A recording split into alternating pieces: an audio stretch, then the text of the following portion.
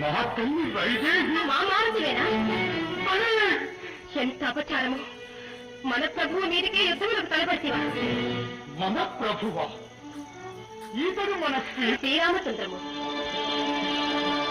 వారే శ్రీకృష్ణ మాయాంధకారమును తొలగించి మారుతిని కటాక్షించరా? హనుమ